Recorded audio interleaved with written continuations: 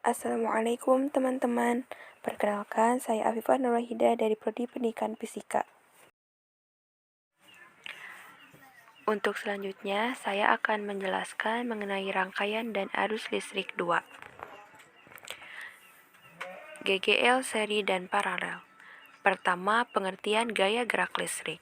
Gaya gerak listrik atau sumber gaya gerak listrik adalah komponen seperti baterai atau generator listrik yang mengubah energi tertentu menjadi energi listrik. Apabila tidak ada arus yang mengalir ke rangkaian luar disebut GGL dari sumber. Simbol epsilon biasanya digunakan untuk gaya gerak listrik. Yang kedua ada GGL dan rangkaian GGL. Sebuah baterai secara real dimodelkan sebagai GGL epsilon yang sempurna dan terangkai seri dengan resistor R yang disebut hambatan dalam baterai. Kedua titik A dan B menunjukkan dua kutub baterai. Kemudian yang akan kita ukur adalah tegangan di antara kedua kutub tersebut. Ketika tidak ada arus yang ditarik dari baterai, tegangan kutub sama dengan GGL yang ditentukan oleh reaksi kimia pada baterai PAB sama dengan epsilon. Jika arus I mengalir dari baterai, ada penurunan tegangan di dalam baterai yang nilainya sama dengan I kali R. Dengan demikian, tegangan kutub baterai dapat dirumuskan sebagai VAB sama dengan epsilon min 1 kali R. 3. Jenis GGL dan rangkaian GGL. Rangkaian GGL seri. Apabila dua atau lebih sumber gaya gerak listrik disusun seri, ternyata tegangan total merupakan jumlah aljabar dari tegangan masing-masing sumber GGL. Contohnya, jika dua buah baterai masing-masing 1,5 volt dihubungkan seri, maka tegangan VAC adalah 3,0 volt. Apabila terdapat N buah sumber tegangan GGL dirangkai secara seri, maka sumber tegangan pengganti akan memiliki GGL sebesar epsilon S sama dengan epsilon 1 ditambah epsilon 2 sampai epsilon N. Selanjutnya, rangkaian GGL paralel. Apabila terdapat N buah sumber tegangan GGL dirangkai secara paralel, maka sumber tegangan pengganti akan memiliki GGL total V sebesar V sama dengan V1 sama dengan V2 sama dengan Vn min 1. Sementara itu, hambatan dalam penggantinya adalah 1 per Rp ditambah 1 per R1 ditambah 1 per R2 sampai 1 per Rn. Selanjutnya, rangkaian dengan resistor dan kapasitor. Rangkaian resistor kapasitor adalah suatu rangkaian listrik yang memiliki kombinasi komponen resistor dan kapasitor di mana komponen tersebut biasanya dipasang secara seri atau sejajar. Pada rangkaian resistor kapasitor, besarnya arus yang mengalir dalam suatu rangkaian akan memiliki nilai yang sama dengan Q atau muatan yang ada pada kapasitor. Bila nilai resistan kecil, maka arus akan lebih mudah mengalir sehingga proses pengisian muatan listrik pada kapasitor pun akan semakin cepat. Sebaliknya, semakin besar nilai resistansinya, semakin lambat waktu pengisiannya.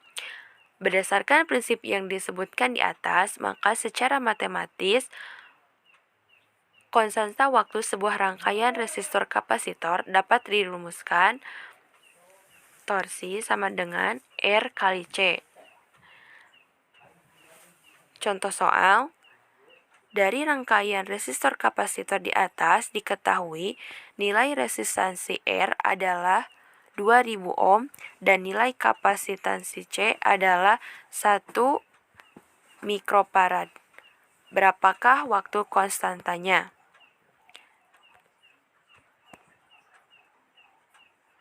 Berikut mengenai penjelasan soal tersebut,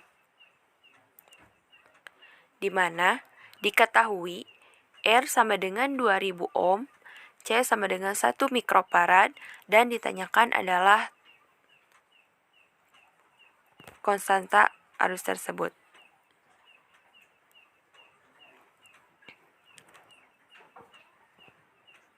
Bisa dilihat bahwa di sini Setelah kita memasukkan semua komponennya pada rumus, didapatkan hasil bahwa konstanta waktu pada rangkaian resistor kapasitor tersebut adalah 0,002 detik atau 2 milidetik. Dikonversikan kepada mikrofarad ke farad, yaitu 10 mikrofarad sama dengan 0,00001 farad.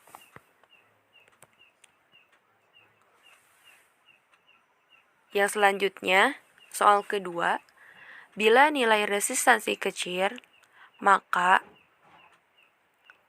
arus akan lebih mudah mengalir sehingga proses pengisian muatan listrik pada kapasitor pun akan semakin cepat. Sebaliknya, semakin besar nilai resistansinya, semakin lambat waktu pengisiannya. Maka secara matematis dapat dirumuskan konstanta waktu sama dengan R dikali C. Ini sama seperti pembahasan yang sebelumnya. Yang selanjutnya adalah pengukuran kuat arus, beda potensial, dan hambatan listrik. Pertama, pengertian kuat arus, beda potensial, dan hambatan listrik. Kuat arus merupakan banyaknya muatan listrik yang mengalir pada sebuah penghantar dalam satuan waktu 1 sekon. Kuat arus memiliki satuan yaitu ampere. Beda potensial yaitu beda suatu tegangan antara ujung-ujung penghantar yang diberi arus listrik. Volume benda potensial yang ada di rangkaian listrik akan berpengaruh terhadap kuat arus listrik yang mengalir. Selanjutnya, hambatan listrik yaitu perbandingan dari tegangan listrik dari suatu komponen elektronik dengan arus listrik yang melaluinya. Hambatan listrik memiliki satuan ohm. Kedua, hubungan antara kuat arus, beda potensial, dan hambatan listrik. Di dalam arus listrik, ada suatu hambatan listrik yang menjadi penentu besar kecilnya arus listrik. Apabila besar hambatan listrik, maka semakin kecil kuat arusnya, dan sebaliknya.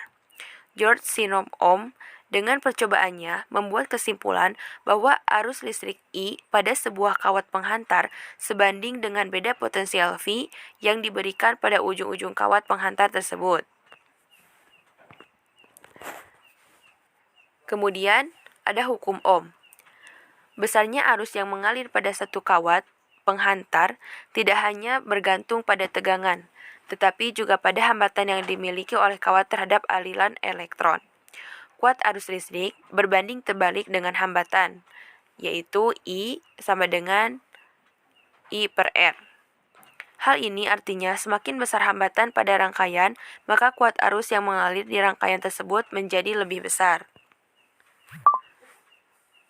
Untuk contoh soal,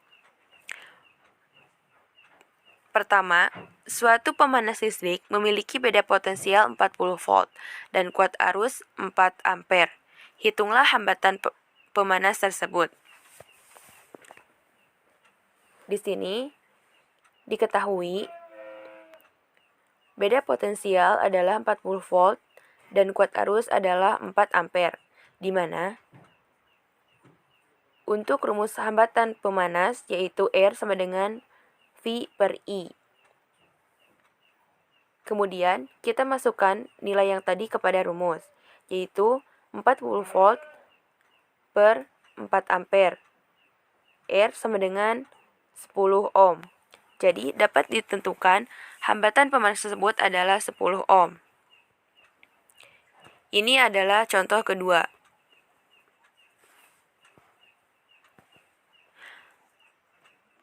Bisa kita lihat bersama, di sini ada contoh soal beserta pembahasannya. Bisa kita pahami bersama melalui video ini. Sekian dan terima kasih. Itulah yang dapat saya sampaikan. Mudah-mudahan bermanfaat bagi kita semua. Assalamualaikum warahmatullahi wabarakatuh.